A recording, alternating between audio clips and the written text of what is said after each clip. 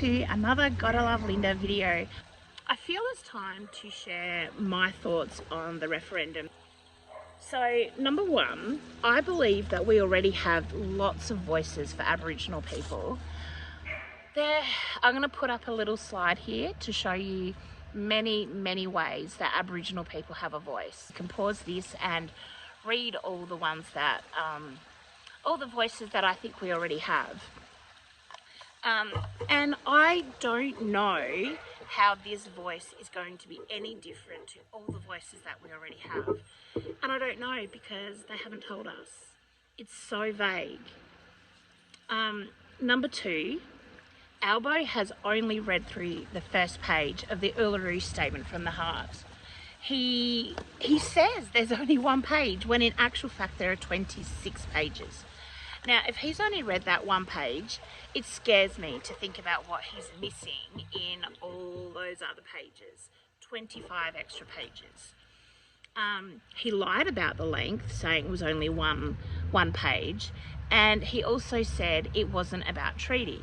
Now, we know for a fact that it was about treaty. One of my other points that I have here, where is it? Let me find it. What's her name? Megan Davis, who is one of the people who actually wrote the statement from the heart. She says it is all about treaty, and you might have heard the word Makarrata. Treaty is Makarrata. That's what Makarrata means. And for her to say this is all about treaty, when Albo clearly says it's not, well, who do you believe? Number three is I have spoken to a number of different remote area people from Aboriginal communities. Just the other night at the Port Adelaide game, I was chatting to, I didn't go to the game, but I was outside doing street mission with some friends, and there was a group of Aboriginal people, some from Sejuna and the others were from, what do they call it? Saint something out east of Alice Springs. And they didn't know about the voice.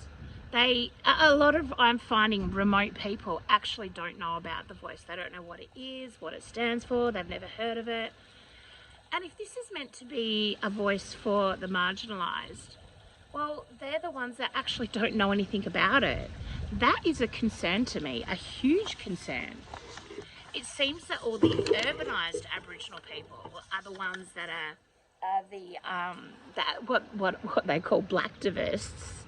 They're the social justice warriors.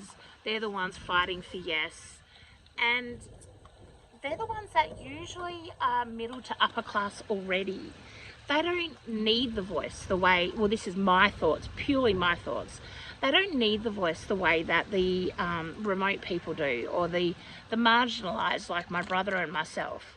We're the ones that need that extra support, and yet we're the ones that probably won't get it. Number five, the voice is actually so vague.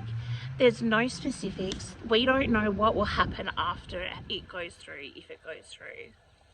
So essentially, to me, it's like the voice of Australia, the voice of Australian people, if it's voted yes.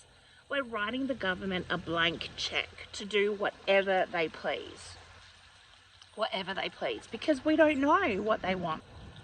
We just don't know what is happening with what will happen with the yes. Number six, if Aboriginal people cede their sovereignty, it paves the way for the government to take back lands that have already been given back to traditional people. So our family have gone through all the land rights and stuff and native title, and our lands have been handed back to us. Well, I think some of them at least. I know definitely some of them have. I'm not sure if all of them have. Because my uncle has shown me all the paperwork before he passed away. And again, we don't know what this is going to mean for Aboriginal people and their sovereignty. So, because again, it's not spoken of. So it's highly possible that they will then go and try to take back this land. So yeah, that's another one.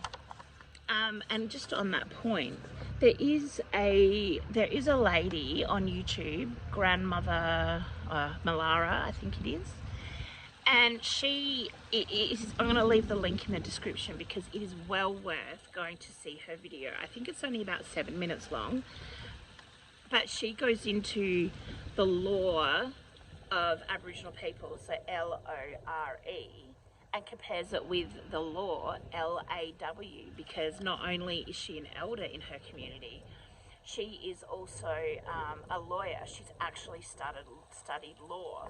So she is well worth going to watch that short video.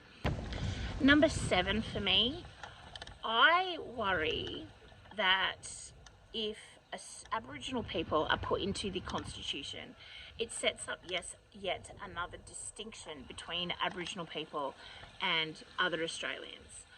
I feel it gives a divide. It makes Aboriginal people look special, different, distinctive. And why do we need to have that?